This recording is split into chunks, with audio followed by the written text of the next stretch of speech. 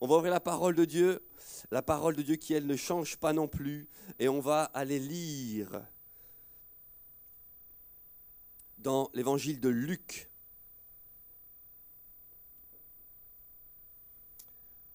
Vous savez qu'il faut rester accroché à Jésus? Ah ouais? Ouais? Non mais accroché. Comme quoi?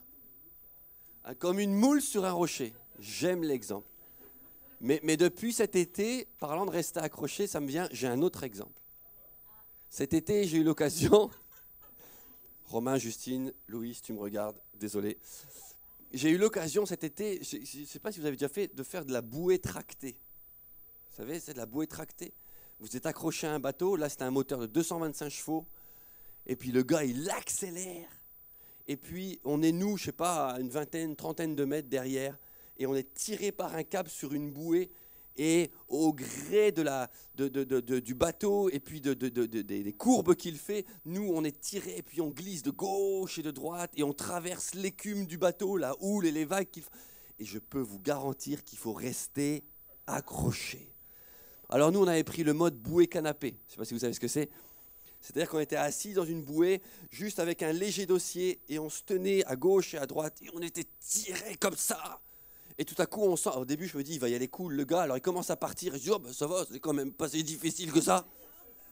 Parce qu'en plus, quand j'ai payé, j'ai vu le prix, je dis, ah! Elle me dit, oui, c'est pour 10 minutes. Je dis, 10 minutes de bateau?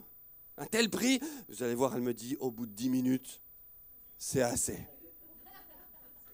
Et alors le bateau commence à tirer, et puis ça commence à bouger en tous les sens. Et j'étais avec Ruben juste à ma gauche, puis Louis un peu plus encore à ma gauche. Et donc ça tire, et puis on passe les écumes, et là ça commence à accélérer, ça commence à bouger dans tous les sens. Et là tu te dis juste une chose, faut pas lâcher. T'as un gilet de sauvetage, tu te dis faut pas lâcher. Dans la vie chrétienne c'est comme ça, faut surtout pas lâcher. Et tu as le bateau qui tire, et si je peux donner un exemple, c'est comme si le bateau c'était Jésus, et l'eau qui est dure comme ça, qui frappe, c'est le monde qui veut nous arrêter, et il ne faut pas lâcher. Mais tout à coup, alors que nous étions sur le bateau et sur l'eau, ça se sent comme ça, il y a eu une vague très forte, la dernière je vous rassure, une vague très très forte, et tout à coup on a senti, comme je le disais à Ruben, on parlait de ça, puis on a senti un choc, et tout à coup comme une masse partir. Et on a perdu Louis. Et Louis, il a lâché et il est passé au-dessus de la bouée. On s'est retourné, on a vu à 20 mètres derrière Louis qui riait. D'ailleurs, il dira, hein, Louis, tu vois qu'il a dit, il dira de lui-même qu'heureusement qu'il avait un gilet dans l'eau tellement il riait. Il dit sinon j'allais me noyer. Il faut rester accroché. Hein, on n'est pas accroché d'office. Hein. On n'est pas accroché. On doit rester accroché à Jésus. On va parler ce matin de deux personnes qui, momentanément, ne sont pas restés accrochés. J'avais mis un post, donc vous savez peut-être de quoi on va parler. On va parler des disciples qui sont sur la route d'Emmaüs. Amen. Vous voyez qui c'est, un disciple d'Emmaüs. En constat et en introduction, ce que je veux simplement vous dire, c'est que nos vies, nos pensées, nos discours, nos actions même, forment notre chemin de vie, celui sur lequel nous sommes. Quoi qu'il en soit, notre vie, donc nos pensées, nos discours, la façon dont on va appréhender les situations, forment notre chemin de vie. Quand je dis forme notre chemin de vie, c'est que tu le veuilles ou non, tu es en train de construire ta maison.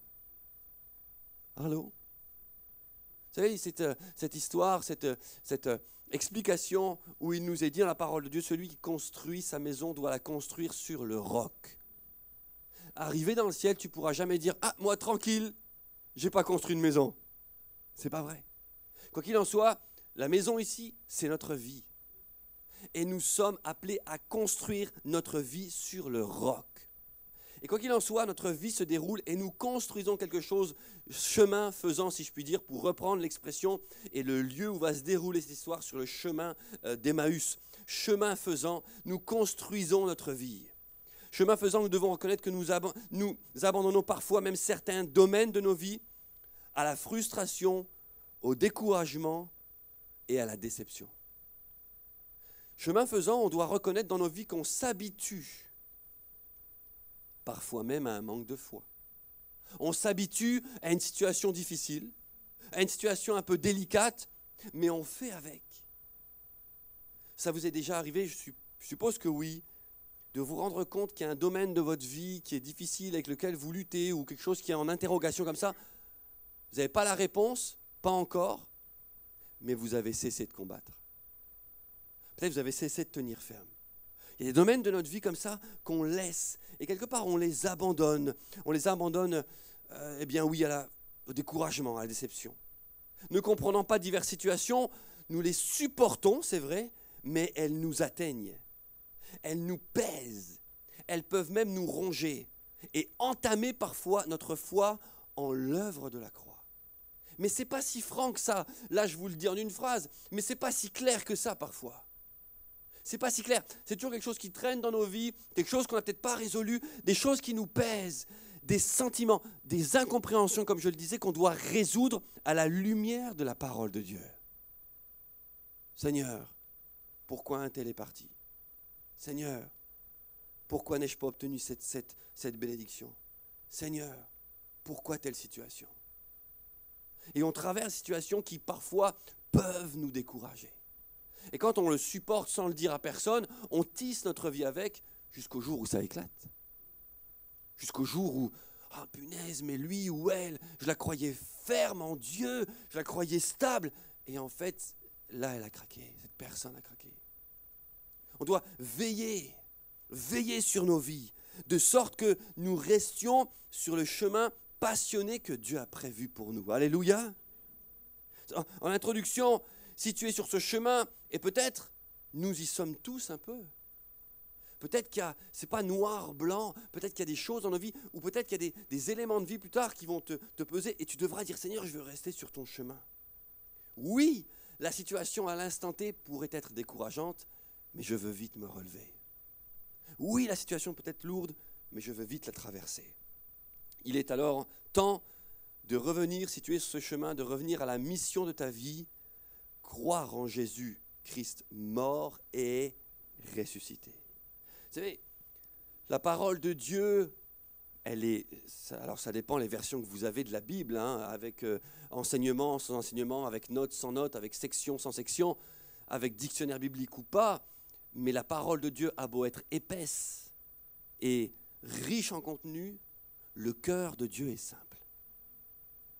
Car Dieu a tant aimé les hommes qu'il a donné son Fils unique, afin que quiconque croit en lui ne périsse point, mais qu'il ait la vie éternelle.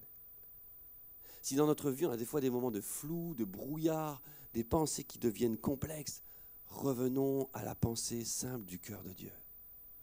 Il y a des chants comme ça que j'aime serrer sur mon cœur, qu'on ne chante plus ici parce qu'on dirait qu'ils sont trop vieux. Il y a des chants comme ça, bon, c'est vrai, il y a des chants qui sont vieux, c'est comme ça. Mais ce n'est pas pour autant les moins bons. Il est un fleuve coulant du cœur de Dieu. C'est un grand fleuve d'un amour merveilleux. Je vais y boire, son amour me remplit. Et sa victoire m'anime de l'esprit. À chanter 3 fois tous les matins au petit déjeuner. Si tu fais ça, vous savez, notre cœur, il peut être rempli comme ça. Est un fleuve coulant du cœur de Dieu. Alors je vais y boire. Dans le contexte du passage qu'on va lire, qui se trouve en Luc 24, le contexte qu'on va lire, je vais d'abord donner le contexte, on lira ensuite si vous voulez bien. Vous connaissez cette histoire, donc je me permets de donner le contexte. Jésus est mort déjà, et il est aussi déjà ressuscité, c'est le 3e jour. Et pourtant la peur, Luc 24, si vous voulez bien, ceux qui veulent préparer, c'est Luc 24, versets 1 à 9, ça c'est le passage de cœur qu'on prendra ce matin. Luc 24, versets 1 à 9. Jésus est mort et voici le 3e jour. Et la peur, l'interrogation et le trouble règnent, et ceci même au milieu des disciples. Est-ce que vous croyez en la parole de Dieu? Moi je lève la main, j'y crois. Amen. Est-ce que je crois en ce que Jésus dit? Ouais, je lève la main, je crois en ce que Jésus dit. Mais est-ce que Jésus dit, alors que j'y crois, fait pleinement son œuvre en moi? Est-ce que je laisse faire cette œuvre? Là, ma main, des fois, aurait tendance à se baisser. On est capable d'avoir de l'information, mais de ne pas pleinement, je suis sage ce matin, hein, j'y vais tout doux, pleinement en tenir compte. On est capable d'avoir de l'information, mais de ne pas pleinement en tenir compte. On est capable d'avoir de l'information même de Jésus-Christ, mais de ne pas pleinement vivre avec. Il y a des informations qui vont beaucoup plus vite. Si on vous dit tout à coup, alors que vous n'étiez pas au courant que vous avez reçu un 13e mois alors que ce n'est pas le moment, ça va vite. Mais des fois, la parole de Dieu, alors qu'on chine dans la parole de Dieu, qu'on fouille, eh bien l'information devient plus précieuse. Et il faut que ce soit le cas pour que nous vivions avec. Dans le contexte, Jésus est mort et voici le 3e jour est là déjà. La peur, l'interrogation, le trouble règnent au milieu des disciples. Et il faut avouer que peu, ou pour dire personne, des contemporains là de l'époque, ne croient à la résurrection de Jésus. Peu ou personne ne croit à ces résurrections. Et même ses disciples. Et là, vous pourriez vous dire, eh ben bravo, ils exagèrent. Ils avaient vu Jésus vivant. Il y avait avec eux la personne de Jésus qui a fait même des miracles. Et ce Jésus les avait prévenus qu'il ressusciterait. Il leur a dit clairement, bravo. Mais j'ai envie de dire, qui serions-nous, nous, pour juger? Remettez-vous dans le contexte. Eux n'avaient pas le Nouveau Testament. Nous avons le Nouveau Testament. Eux n'avaient pas le plein Saint-Esprit en eux. Nous avons le Saint-Esprit qui nous guide jour après jour. Et pourtant, je ne pense pas que nous soyons toujours plus capables qu'eux que d'écouter ce que Jésus dit et de le mettre en pratique. Et eux, ils ont eu Jésus. Jésus leur a parlé. Et pourtant, peu, quasiment personne ne croyait à la résurrection. Les femmes sont allées au tombeau, c'est le contexte, mais n'ont pas trouvé le corps. C'est alors que les anges prononcent cette phrase que nous connaissons tous. Pourquoi cherchez-vous le vivant parmi les morts? Ou d'autres versions, pourquoi cherchez-vous celui qui vit parmi les morts? Mais pourquoi venez-vous ici chercher le vivant parmi les morts? Et nous trouvons donc maintenant sur le passage pour lire la suite de ce contexte en Luc 24, versets 1 à 9. Je vais vous lire la version parole vivante et on va le lire puis le décortiquer si vous le voulez bien. Les femmes ont toutes, donc juste dans le contexte, termine le contexte, les femmes ont donc toutes raconté aux 11 disciples, on le lira si vous le voulez, et à tous les autres d'ailleurs, tout ce qu'elles avaient vu, et dans tous les autres disciples sont aussi inclus les disciples du chemin ou qui sont sur le chemin d'Emmaüs. On verra que la façon dont ils parlent avec telle précision, ce sont des disciples qui sont au courant de ce qui s'est passé, au courant que les femmes ont été voir, au courant qu'elles ont trouvé la pierre roulée, au courant qu'on n'a pas trouvé le corps. Ils sont au courant de tout. Alors lisons et prenons le temps. En Luc 24, commençons si vous voulez bien, juste pour mettre dans le contexte et rappeler le contexte du passage. Je vais vous lire, mais ne pas le commenter. Luc 24, verset 1. Donc, le dimanche matin, de très bonne heure, les femmes se rendirent au tombeau, emportant les huiles aromatiques qu'elles avaient préparées. Elles découvrirent que la pierre fermant l'entrée du tombeau avait été roulée à quelque distance de l'ouverture. Alors, elles entrèrent dans le sépulcre, mais ne trouvèrent pas le corps de Jésus. Pendant qu'elles étaient encore à se demander ce que cela signifiait, 2 personnages vêtus d'habits étincelants se tinrent tout à coup devant elles. En les voyant toutes effrayées et la tête basse, ils leur dirent « Pourquoi cherchez-vous le vivant parmi les morts? Il n'est plus ici, il est ressuscité. Mais rappelez-vous ce qu'il vous a annoncé quand il était encore en Galilée. Ne disait-il pas « Il faut que le Fils de l'homme soit livré entre les mains des hommes, des pécheurs, qu'il soit crucifié et qu'il ressuscite le 3e jour ?» Alors, effectivement, elles se rappelèrent que Jésus avait dit cela. Elles quittèrent le tombeau et allèrent tout raconter aux 11, ainsi qu'à tous les autres disciples. Donc les 11 sont au courant et tous les autres disciples aussi. On va passer le passage et lire maintenant à partir du verset 13. Or, précisément, ce même jour, 2 disciples se rendaient à un village nommé Emmaüs. Et le titre que je veux donner à ce message, c'est « Disciples, es-tu sur la route d'Emmaüs ?» Nous sommes enfants de Dieu. Nous sommes disciples de Jésus. Sommes-nous, tout ou en partie, comme je l'ai dit dans mon intro, sur la route d'Emmaüs? Revient la mission du disciple? Oui, revient à la vie. Or précisément, ce même jour, 2 disciples se rendaient à un village nommé Emmaüs.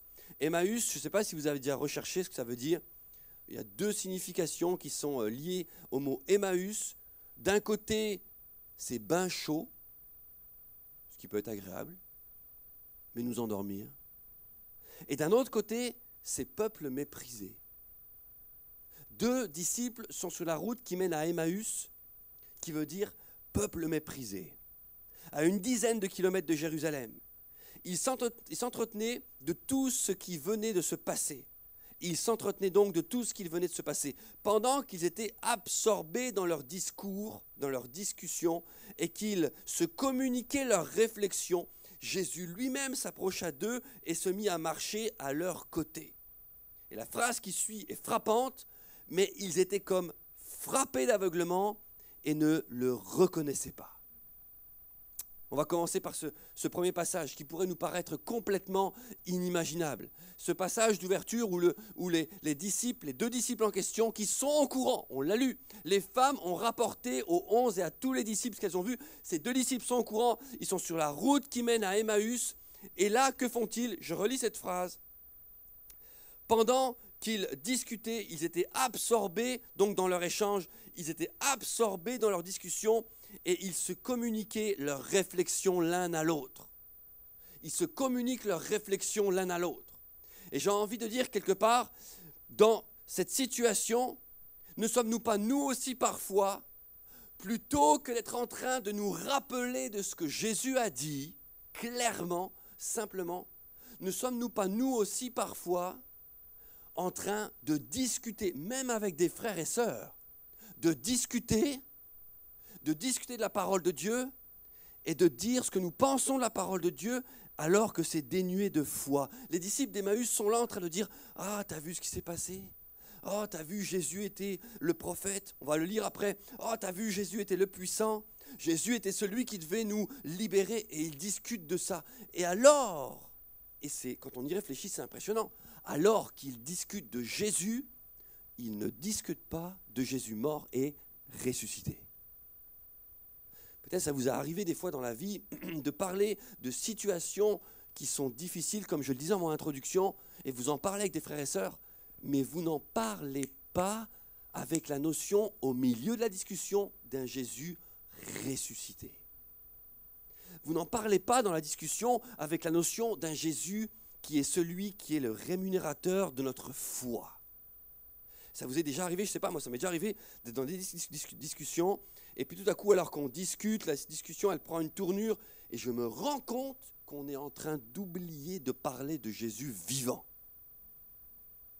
On parle de Dieu, on parle de Jésus, on est chrétien, mais la situation est pesante, et alors que la clé se trouverait dans la foi, dans le nom du Fils de Dieu, nous n'en parlons pas de cette manière-là. Nous sommes un peu, peut-être, taris. Comme je le disais donc, et c'est un premier point que je veux relever, je relis cette phrase, ils sont absorbés par leur raisonnement. Ils marchent, ils ont tout vécu, ils sont au courant, ils ont vu les miracles, ils ont entendu Jésus leur dire qu'il ressusciterait, mais non, ils sont absorbés par leur raisonnement, à tel point que Jésus vient à côté d'eux, ils ne le reconnaissent pas. Je pense que dans la vie, des fois, nous sommes dans des difficultés ou des situations, nous sommes tellement absorbés par nos questions, nos raisonnements, nos frustrations. Seigneur, je ne comprends pas, je voudrais essayer de comprendre, mais j'y arrive pas. Mais pourquoi ceci, pourquoi cela? Alors peut-être ai-je péché, peut-être est-ce ceci, peut-être est-ce une malédiction. Et on est dans notre raisonnement en boucle. Jésus pourrait être à côté de nous, qu'on ne le verrait pas. La parole de Dieu pourrait vouloir nous parler, qu'on ne l'écouterait pas. Nos raisonnements sont des fois des prisons pour nous. Quand je dis que pourtant ils ont entendu la parole de Dieu prêchée, et par Jésus même, je restais dans Luc, moi je vais vous lire juste Marc 8, verset 31, il commença à leur apprendre, c'est Jésus qui parle, il commença à leur apprendre qu'il fallait que le Fils de l'homme souffrit beaucoup, qu'il fût rejeté par les anciens, par les principaux sacrificateurs et par les scribes, qu'il fût mis à mort et qu'il ressuscita 3 jours après. Jésus est en train de leur annoncer, il leur avait déjà dit, il leur disait ces choses ouvertement, et Pierre, l'ayant appris à part, se mit à le reprendre. Ces mêmes disciples d'Emmaüs étaient au courant. Et deuxième sous-point, ils n'ont pas cru à la parole prêchée par Jésus. Ça pourrait nous paraître fort, ça pourrait nous paraître, impensable. Comment ça, ils n'ont pas cru? Mais je pense qu'en réalité, plus souvent que nous le pensons, nous sommes concernés par ça. Plus souvent que nous le pensons, nous devrions retourner dans la parole de Dieu. Lire ce que dit la parole de Dieu. Quand la parole de Dieu nous dit que nous avons été et nous sommes bénis de toute bénédiction dans les lieux célestes. Alors on le prend, on l'entend, il y a comme ce mur invisible, on entend la parole de Dieu, mais c'est comme si on n'arrivait pas à se l'approprier. Ce qui fait qu'au moment de l'épreuve, ce qui sort de notre bouche, les premières paroles, la première attitude, et je ne dis pas que c'est mauvais, ça va être de réclamer la prière, peut-être pris de peur, en l'occurrence comme le roi Josaphat, mais saisi comme ça. Et on va avoir une attitude qui ne sera pas nourrie directement par ce que la parole de Dieu a déclaré. Tu es béni de toute bénédiction spirituelle dans le ciel. L'ange de l'Éternel campe autour de ceux qui le craignent. Mais on oublie. On connaît la Bible par ses grands principes parfois. On connaît l'Évangile par ses grands principes. On connaît Dieu, son visage, son œuvre par ses grands principes. Mais parfois pas dans ces simples détails qui devraient rester accrochés à notre cœur. Deuxième chose, donc, comme je disais, ils n'ont pas cru à la parole prêchée. Ils s'écoutent eux-mêmes. Attention, nous pouvons nous entendre des enseignements, des prédications, même lire la Bible, mais ne pas écouter ce que Jésus dit à propos de nous. C'est ce que je viens de vous dire. Et en Jacques 1, verset 22, je vous lis ceci, Jacques 1, verset 22. Mettez en pratique la parole et ne vous bornez pas à l'écouter seulement, en vous trompant vous-même par de faux raisonnements. Les disciples d'Emmaüs étaient ni plus ni moins en train que de se rappeler ce qui s'était passé, de parler, peut-être qu'ils étaient en train de spéculer. Peut-être était-ce presque le bon prophète, mais pas vraiment. Peut-être Dieu a-t-il d'autres projets. Peut-être qu'ils spéculaient sur la situation. C'était des faux raisonnements. Des faux raisonnements.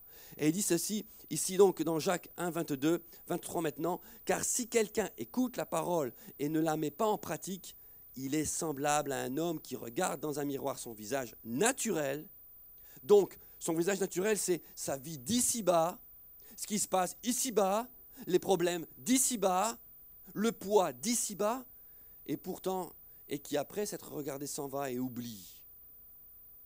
Il oublie. Il y a un des deux disciples sur la route d'Emmaüs qui aurait pu réagir. Ils sont deux. 50% qu'un réagisse bien. Ils sont sur la route. Et puis il y en a un qui est en train de se plaindre. L'autre aurait pu dire, non mais attends. Jésus nous a pas dit quelque chose là? Est-ce que Jésus l'a pas dit qu'il ressusciterait le 3e jour? L'autre aurait pu répondre, ouais mais regarde c'est le 3e jour. Et il n'est pas là. Et l'autre aurait pu répondre, ouais mais attends, c'est pas encore la fin du 3e jour. Tout peut arriver. Des frères et sœurs peuvent venir vous voir et vous parler de choses qui sont délicates, pesantes. Est-ce que nous aurons le réflexe d'être pour eux un encouragement et de dire attends, ne va pas trop loin dans ton raisonnement. Pourquoi? Parce que ça pourrait être un faux raisonnement. Place-y tout de suite au centre la foi dans la puissance du nom de Jésus-Christ. Alléluia! Dans la puissance du nom de Jésus. Est-ce qu'on fait encore cela?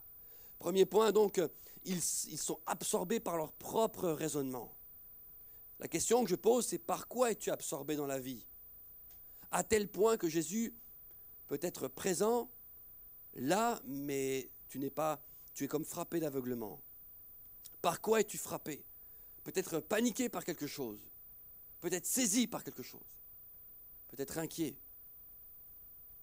On peut apprendre une nouvelle du boulot qui peut nous inquiéter sur le long terme. Alors, je nous encourage ce matin pour ce premier point de dire non, je ne veux pas rester frappé et je ne veux pas rester tétanisé, je ne veux pas rester en boucle dans mon raisonnement, je veux laisser Jésus agir. Continuons la lecture, ils sont frappés d'aveuglement, alors il leur dit, c'est Jésus qui parle en 17, il leur dit, mais de quoi discutez-vous en marchant? Je vous pose juste une question, est-ce que vous pensez que Jésus ne savait pas? Bien sûr qu'il sait. Mais vous savez ce qu'il fait ici, Jésus? il veut les faire parler. Il faut que ça évacue. Il faut qu'ils se positionnent. De quoi discutez-vous en marchant? Qu'est-ce qui vous préoccupe ainsi pour que vous ayez l'air si triste? Moi ces phrases dans ma Bible, je les ai stabilotées en rose fluo. Vous ne pensez pas que parfois, dans la vie, on a l'air triste? Et si Jésus venait, il pourrait nous dire, il pourrait me dire, parlons de moi, mais Sam, qu'est-ce qui te préoccupe autant pour que tu aies l'air si triste? Alors je pourrais lui dire, ben voilà, c'est soit mon travail, soit telle situation, de telle personne, alors je suis triste. Mais Jésus, devant moi, pourrait me dire, avec sa main sur mon épaule, mais Sam, rappelle-toi ce que j'ai dit à la croix. Tout est accompli. Mais Sam, rappelle-toi ce que j'ai dit avant de partir au ciel. Je serai avec vous jusqu'à la fin du monde. Mais Sam, rappelle-toi ce que j'ai dit et ce qui a été rappelé. Si je suis avec toi, mais qui sera contre toi? Vous voyez, Jésus pourrait rappeler toutes ces paroles. Et j'aurais l'air bien ridicule peut-être. Peut-être aurais-je envie de demander pardon à Jésus. Oui, c'est vrai, Seigneur, pardonne-moi. Je me suis laissé remplir de tristesse. Je me suis laissé remplir. Alors il les fait parler. De quoi discutez-vous donc en marchant? Qu'est-ce qui vous préoccupe ainsi pour que vous ayez l'air si triste? L'un d'eux, nommé Cléopas, lui répondit. Je ne sais pas si vous faites ça d'habitude. Là, j'ai été chercher ce que ça veut dire Emmaüs, mais aussi Cléopas. C'est intéressant parce que Cléopas, ça veut aussi dire d'un père renommé. Donc lui, qui s'appelle Cléopas, il s'appelle comme quelqu'un qui a un père renommé. Donc quelqu'un qui a un père renommé ici-bas va parler avec Jésus, qui lui a un père renommé de là-haut. Et les deux vont discuter. Alors il s'appelle Cléopas et il dit, mais j'ai envie de dire, heureusement que là, il savait que ce n'était pas Jésus. Enfin, il ne savait pas que c'était Jésus, pardon. Heureusement que là, il ne savait pas que c'était Jésus encore. Il dit, mais serais-tu le seul parmi ceux qui séjournent à Jérusalem qui ne sachent pas ce qui s'est passé ces jours-ci? Mais serais-tu le seul? Je l'entends déjà peut-être en train de dire, mais ouvre les yeux. Mais ouvre les yeux. Ce grand prophète-là, il était là et il est mort. Et c'est ce deuxième point que je veux vous donner maintenant ce matin. Et je l'ai écrit avec un titre, deuxième point, un titre un peu humoristique. Jésus ne sait pas lui-même qu'il est ressuscité. Paradoxe, l'humanité demande au ressuscité s'il est le seul à ne pas savoir que le puissant prophète est mort. Je répète, l'humanité demande au ressuscité s'il est le seul à savoir que le grand prophète est mort. Le ressuscité et le ciel, à mon avis, à ce moment-là, doivent se dire l'inverse. C'est pour ça qu'il y a un paradoxe. L'humanité, alors qu'ils ont été prévenus, ne sait pas que Jésus est mort et ressuscité.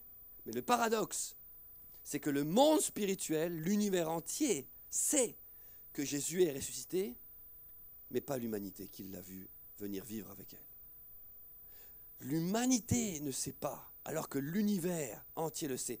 Et je vous lis juste cela pour conforter cette pensée. Colossiens 2,15, juste entendez et notez si vous notez, Colossiens 2,15, il est dit ceci, et c'est l'œuvre de la croix dont on parle ici. Il a dépouillé les dominations et les autorités et les a livrées publiquement en spectacle, en triomphant d'elle par la croix. La croix est un acte public. Alléluia. Excusez-moi, je vois un peu.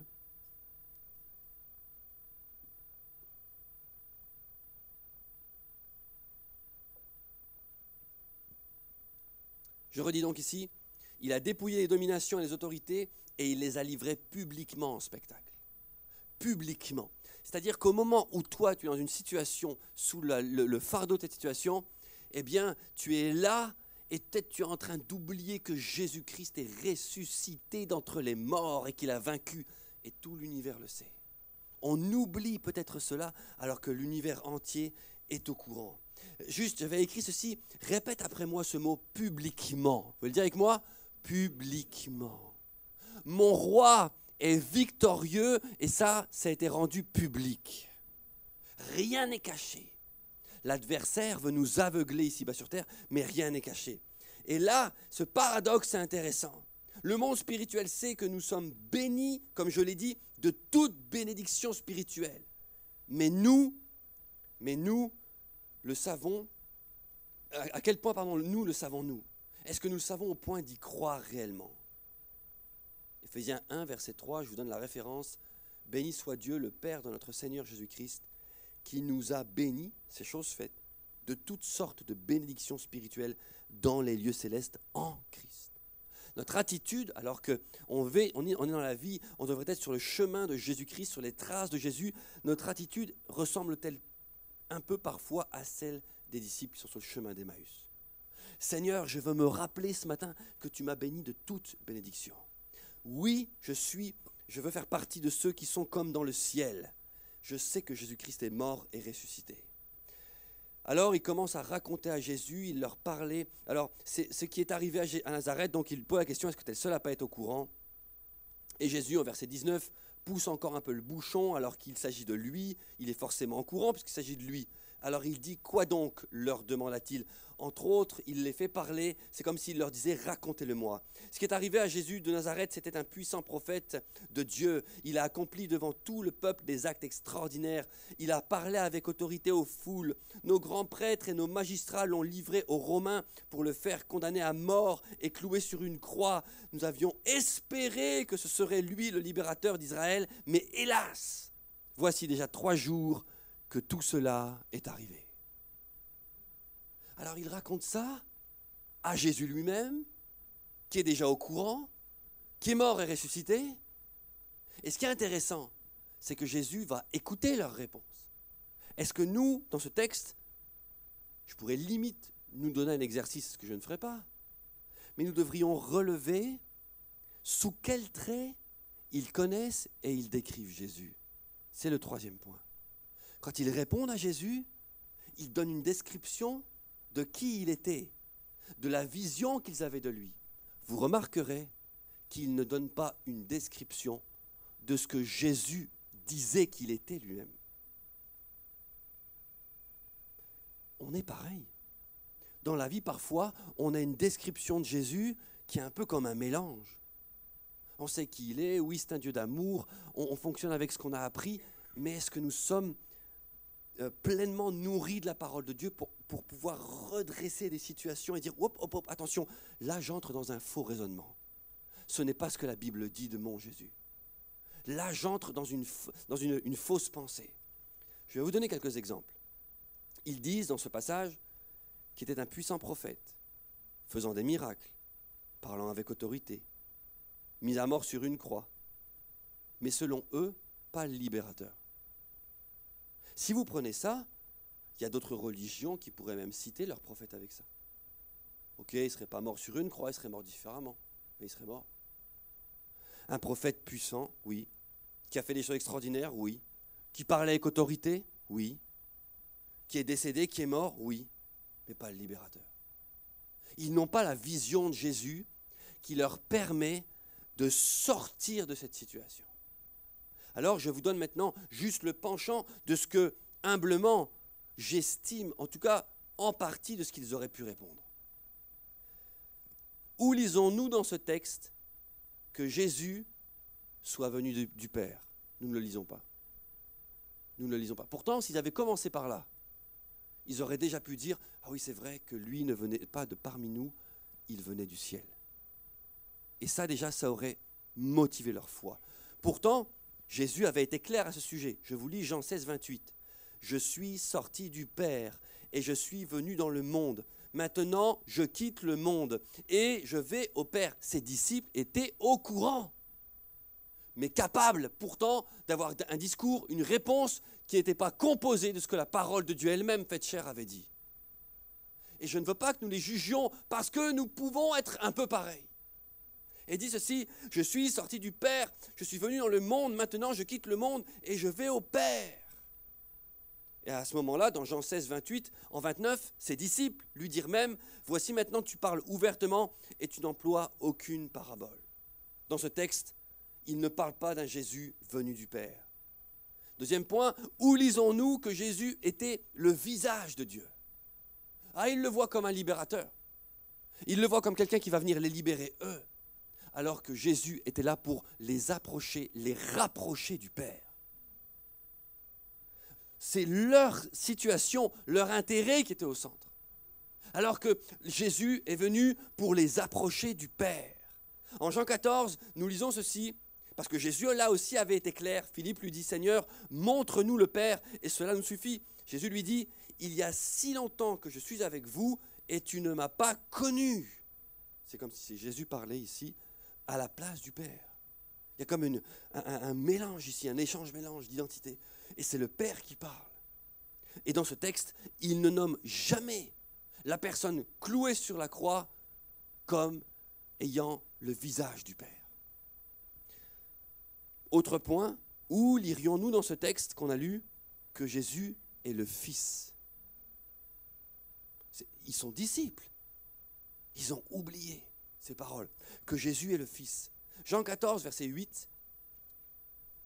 Jean 5, verset 18, Jésus les fils. Jean 5, verset 18, là aussi Jésus avait été clair. À cause de cela, les Juifs cherchaient encore plus à le faire mourir, non seulement parce qu'il violait le sabbat, mais parce qu'il appelait Dieu son propre Père, se faisant lui-même égal à Dieu. En 19, Jésus reprit donc la parole et leur dit, en vérité, je vous le dis, le Fils ne peut rien faire de lui-même, il ne fait que ce qu'il voit faire au Père, etc., etc. Jésus, par divers passages, avait été clair. Ses disciples, ils l'ont oublié. Ils ont oublié. Ils ont ramené l'histoire de Jésus à une histoire purement humaine. Et dernier point qu'on pourrait soulever, on pourrait en soulever d'autres, mais dernier point. Où lirions-nous dans le texte de la réponse des disciples qui sont sur le chemin d'Emmaüs? Où lirions-nous le fait que Jésus ait donné sa vie? Là aussi, ils se trompent.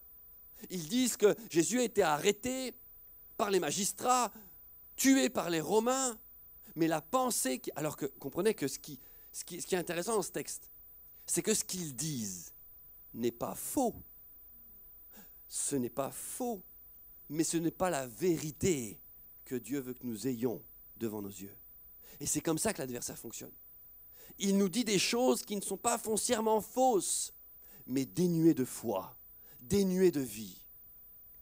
Jésus a bien été arrêté par les magistrats religieux. Jésus a bien été cloué, mis à mort par les Romains. Mais qu'est-ce que Jésus aurait voulu qu'il croie plutôt? Je vous le dis en Jean 10, verset 17. Le Père m'aime parce que je donne ma vie afin de la reprendre. C'est pas, voilà, il a raté, il s'est fait arrêter, et puis il est mort.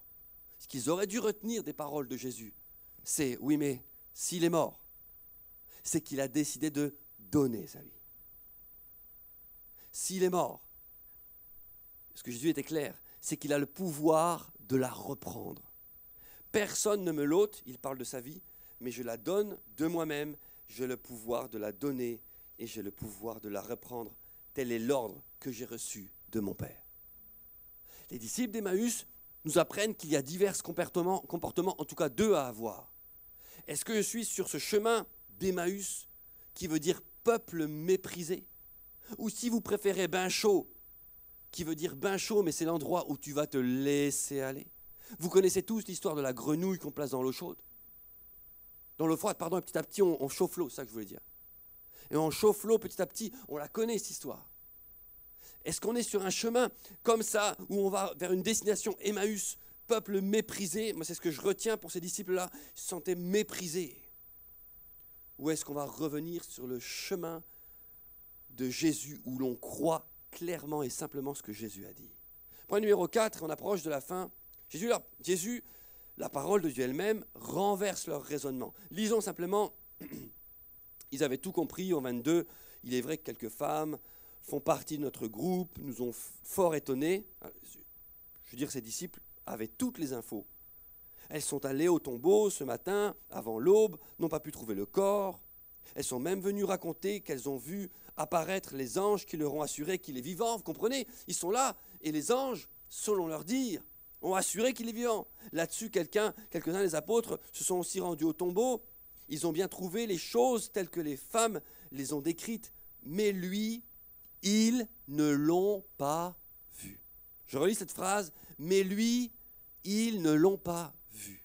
Ses disciples sont en train de poser leur raisonnement sur le fait que les apôtres ne l'ont pas vu. Ah, si je ne vois pas, je ne crois pas. Alors que nous sommes appelés à croire sans voir. C'est la foi. Alors en 25, Jésus prend la parole et commence alors son travail de retournement de situation. Il va retourner la situation, verset 25. Je lis ici avec vous. Ah, vous n'avez pas compris grand-chose. Vous imaginez Jésus parlant de moi, qui me dit ça, moi ça me ferait bizarre. Je parle, je lui explique, je lui donne tous les faits.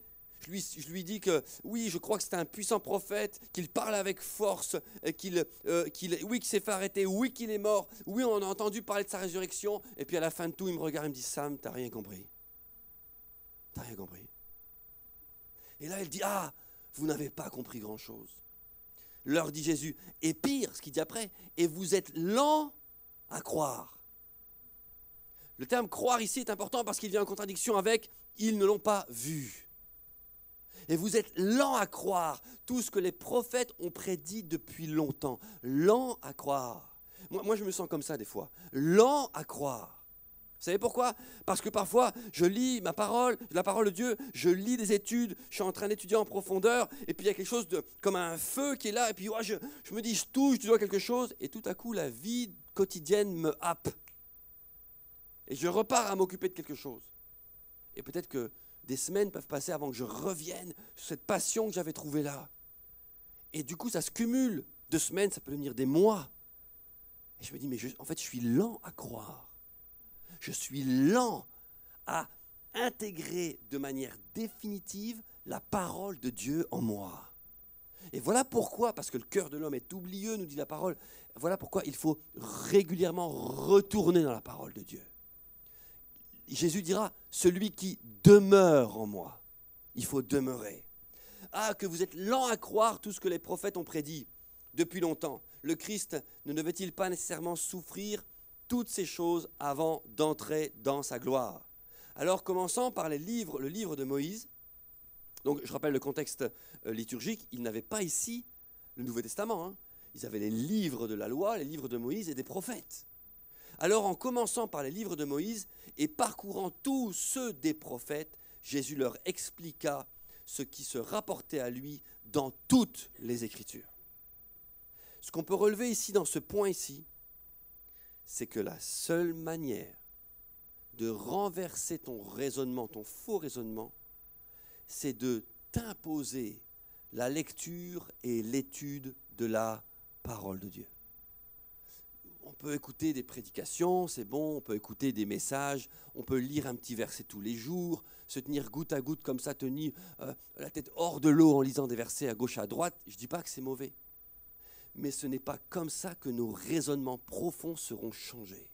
C'est en retournant dans les profondeurs, dans ce que la parole de Dieu dit, en l'étudiant pour son propre compte. On est tous capables ici d'étudier la parole de Dieu. On a besoin d'aide parfois. C'est pour ça que les ministères ont été mis en place. Les ministères n'ont pas été mis en place, nous dit la parole, pour qu'ils brillent d'eux-mêmes, pour que les yeux soient tournés vers eux. Loin de ça. Un homme de Dieu disait un jour, n'oubliez jamais que dans le mot ministère, il y a le mot mini. Mini. Les ministères ont été pourvus pour l'édification du corps, c'est-à-dire la construction. La construction. Mais tous ici sommes capables d'étudier la parole de Dieu. Jésus rappelle la base des prophètes, comme je l'ai dit. Je vous passais ce message pour gagner un peu de temps. En Romains 10, verset 16, juste je vous lis cette chose-là. En Romains 10, verset 16, que vous connaissez, j'en suis convaincu, mais tous n'ont pas obéi à la bonne nouvelle. Aussi, Ésaïe a-t-il dit, Seigneur, qui a cru à notre prédication? Ainsi, en 17, la foi vient de ce qu'on entend. Ce qu'on entend vient de la parole de Christ. Je t'invite à te rendre compte, mon frère, ma sœur, et moi-même, que notre regard envers la parole de Dieu est appelé à évoluer. Allô? Concrètement, ça veut dire quoi? Ça veut dire que si tous les jours, si tu as un rythme de lecture de ta parole, si tu as un rythme de lecture, ce rythme-là, lui aussi, est appelé à évoluer, est appelé à grandir, est appelé à croître. Si arrivé au ciel, moi je dis à Jésus, Ah Jésus, moi c'est bon, j'ai fait mon compte. Ah bon? Oui, écoute, j'ai lu 3 pages de la Bible tous les jours. Et je ne me suis pas trompé, j'ai été guidé par un livre d'études. Mais je pense que Jésus aura voulu plus de moi. Nous sommes appelés à connaître en profondeur. Alors Jésus, par cela, par l'exposition à la parole de Dieu, eh bien, renverse leur raisonnement. Et il les ramène, on conclura par cela, à un point des plus simples. Comme je le disais en ouverture de ce message, la parole de Dieu, le cœur de Dieu, reste simple. En 28, nous lisons ceci, entre-temps, ils arrivèrent près du village où ils voulaient se rendre. Jésus fit semblant de vouloir continuer sa route. Ça ne vous étonne pas des phrases comme ça? C'est étonnant. Hein? Jésus, il jauge un peu là. Il est là avec eux, et puis eux, ils vont à gauche, puis lui, il fait semblant de vouloir partir. Pourquoi? Il vérifie. Il va chercher. Est-ce qu'il y a quelque chose qui a été ensemencé en eux? Il dit, Jésus fit semblant, je reprends ma phrase, hein, ils arrivèrent près du village où ils voulaient se rendre, donc Emmaüs. Jésus fit semblant de vouloir continuer sa route, mais ils le retinrent avec insistance en disant, reste donc avec nous, tu vois, le jour baisse et le soir approche. Je vais vous dire de vous à moi, je crois que Dieu serait très heureux, notre Père, et même notre grand frère Jésus, d'entendre de notre bouche, de tout notre cœur. Non, je sais qu'il est l'heure de faire ceci ou de cela, mais Seigneur, je repousse ça. Toi, reste avec moi. Reste avec moi. Reste avec moi, tu vois, je veux que tu restes. J'ai lu la parole de Dieu et je voudrais peut-être l'arrêter, parce que peut-être qu'il est l'heure d'habitude. Je lis ma Bible un quart d'heure, mais là, je vais rester avec toi. Reste avec moi, Seigneur. Ils ont émis le désir qu'il reste. Et là, c'est preuve de commencement d'un changement. Preuve de commencement qu'il y a quelque chose de plus. Ils ne sont déjà plus sur leur raisonnement. Alors il entra dans le village pour demeurer avec eux. Il se mit à table avec eux, prit le pain, et après avoir prononcé la prière de bénédiction, il le partagea et le leur donna. Et au verset 31, il y a la clé qui tombe. Au même moment, des écailles tombèrent de leurs yeux et ils le reconnurent. Mais déjà, il avait disparu. Au moment où tout le discours a été fait, au moment où de manière intérieure, c'est de manière intérieure que la parole de Dieu a été de nouveau posée sur des bases dans leur être intérieur, il manquait, et ça allait arriver, l'élément final, l'œuvre de la croix. Le corps brisé, le sang versé. Je crois que si toute situation, on pourrait les nommer, aussi complexes soient-elles, aussi compliquées soient-elles, nous pourrions tout résumer en disant « Oui, mais je sais que toutes ces situations peuvent être résolues par la puissance de l'œuvre de la croix. » Jésus s'est montré avec ce geste. Il a pris le pain, il a brisé le pain. Quand on prend ce repas, on pourrait se dire « Oui, c'est un repas qu'on prend toutes les semaines. » Mais pour moi, ça reste un repas de délivrance. Si vous le faites chez vous parfois, ou si vous revenez à l'œuvre de la croix de diverses manières, il faut y revenir avec simplicité, dire « Seigneur, écoute, je n'ai pas tout compris à cette situation. Seigneur, je ne sais pas pourquoi ça pèse lourd sur mes épaules, mais je sais que tu es le grand victorieux à la croix. Je sais que tu es mort et ressuscité. Je reviens à l'œuvre de la croix. Je ne vais pas rester sur ce chemin d'Emmaüs qui m'amène vers cette destination de peuple méprisé. Je veux retourner sur le chemin de la mission du disciple. » C'est important parce que regardez ce qu'ils font après. Il est dit ceci, alors, en 32, alors ils se dirent l'un à l'autre, n'avons-nous pas senti comme un feu dans notre cœur pendant qu'il nous parlait en chemin et lorsqu'il nous découvrait le sens des Écritures? Ici, on voit qu'il y a comme un feu brûlant qui était là. Ils se levèrent de table et repartirent sur l'heure à Jérusalem. Non mais juste au-dessus, ils avaient dit « Reste donc avec nous, tu vois, le jour baisse et le soir approche. » Ça veut dire c'est dangereux de marcher dehors quand il fait noir. C'était ça à l'époque. C'est plus le moment de sortir. C'est plus le moment de refaire 10 km, parce que la ville, elle a plus ou moins 10-12 km. C'est pas le moment de faire ça. Mais quand ils ont découvert que c'était Jésus, que tout ce qu'ils avaient dit, ce qu'il leur avait raconté de la parole, a remis Jésus à sa place dans leur cœur et qu'ils ont vu ce geste, la seule pensée, si je puis dire, qui les obsédait, si je puis dire, qui les poussait, c'était de retourner à Jérusalem. Ils savent qu'ils ne sont pas au bon endroit. Il faut qu'ils retournent. Ils se levèrent de table et repartirent sur l'heure à Jérusalem. Ils y trouvèrent les 11 réunis avec d'autres disciples.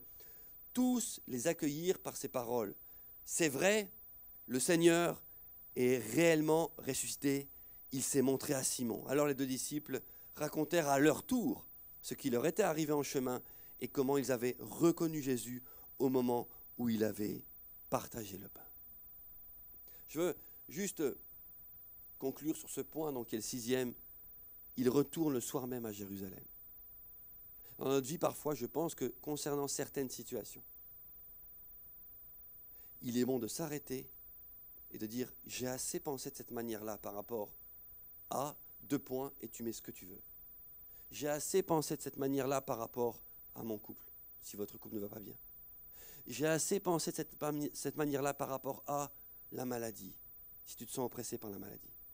J'ai assez pensé de cette manière-là par rapport à telle chose de ma vie. Il est temps que je retourne dans ce lieu de mission qui n'a que pour base la mort et la résurrection de Jésus. Il est temps que ce soit la situation qui se soumette plutôt qu'elle qui me soumette. Il est temps que je parle de Dieu à mes problèmes plutôt que de parler à Dieu de mes problèmes. Il est temps que je fasse demi-tour et que je retourne. Ils sont retournés à Jérusalem et, comme les anges leur avaient rappelé d'ailleurs, retourner en Galilée. Jésus avait prévenu, le 3e jour, je ressusciterai et je vous attendrai en Galilée. En Galilée. Ce passage des disciples d'Emmaüs nous invite à nous remettre en question et à dire, bon, parce qu'il faut être pratico-pratique, pas juste lire la Bible pour lire la Bible. Dire, Seigneur, quand je vais rentrer là, quelle est la situation de ma vie que je vis de la même manière qu'eux? Ok, je crois que tu es puissant. Ils l'ont dit, un puissant prophète. Mais en fait, ce que je vis démontre que je crois que tu ne peux pas tout. Ok, je crois que tu es puissant. Mais la manière dont je vis démontre qu'il y a quelque chose en moi qui croit que tu ne peux pas tout. Seigneur, je veux me remettre à croire que tu peux tout. Seigneur, je veux revenir à une situation pleine de foi. Je finis avec ce passage en 2 Corinthiens 5, verset 14.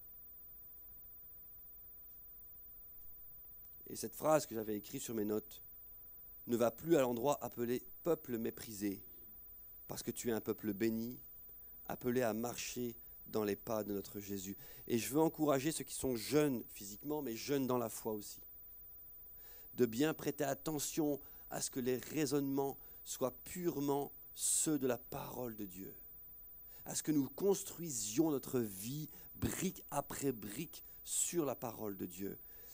Il y a les chrétiens de Béret qui sont cités dans la parole de Dieu et qui étaient des chrétiens qui avaient l'habitude de tout le temps vérifier dans les écrits.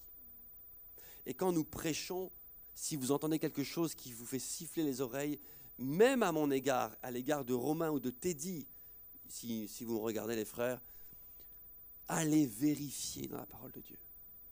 Regardez, regardons et vérifions. Et je lis ceci en 2 Corinthiens 5, verset 14. « Car l'amour de Christ nous presse parce que nous estimons que, et on revient à l'œuvre de la croix, si un seul est mort pour tous, tous donc sont morts, et qu'il est mort pour tous, afin que ceux qui vivent ne vivent plus pour eux-mêmes. » Les disciples là, qui partaient sur la voie d'Emmaüs étaient en train de repartir dans une vie pour eux-mêmes, dans une vie où le passage de Jésus avait raté. Le passage de Jésus pour eux, à leurs yeux, n'avait pas eu ce point culminant, cette transformation de situation. Mais ils étaient en train de repartir pour vivre pour eux-mêmes. Mais il est écrit ici, afin que ceux qui vivent, ne vivent plus pour eux-mêmes, mais pour celui qui est mort et ressuscité pour eux. Mort et ressuscité pour eux. Ainsi, dès maintenant, nous ne connaissons personne selon la chair. Et si nous avons connu Christ selon la chair, Maintenant, nous ne le connaissons plus de cette manière. Pour terminer avec ce passage, qu'est-ce que ça peut vouloir dire? Les disciples sur le chemin d'Emmaüs ont connu Jésus dans la chair. Ils ont vu qu'il était parole de puissance, prophète, acte puissant, etc., etc. Mais ils n'étaient jamais rentrés dans la réalité, la vérité spirituelle de ce que Jésus avait dit de lui-même. Voyons-nous Jésus selon la chair ou connaissons-le nous maintenant selon ce qu'il est spirituellement? Je relis juste cette phrase. Afin que ceux qui vivent ne vivent plus pour eux-mêmes, mais pour celui qui est mort et ressuscité pour eux. Seigneur, nous te bénissons, te remercions pour ta parole, Seigneur. Et cette courte attitude des disciples qui étaient sur le chemin d'Emmaüs, nous voulons, Seigneur Dieu, en extraire le jus. Si ce texte se trouve dans ta parole, et tu le confirmes, c'est qu'il nous apprend quelque chose. C'est que le comportement de ces disciples nous apprend quelque chose. Nous ne voulons pas attendre d'avoir vu ou d'avoir eu X ou Y confirmation de ce que tu fais. Nous voulons entendre ce que la parole de Dieu dit de toi et dit de nous, de qui nous sommes. Nous voulons apprendre, Seigneur, à prendre des décisions claires dans notre vie. Et si besoin, à faire une liste des situations que nous avons acceptées et qui des fois nous découragent.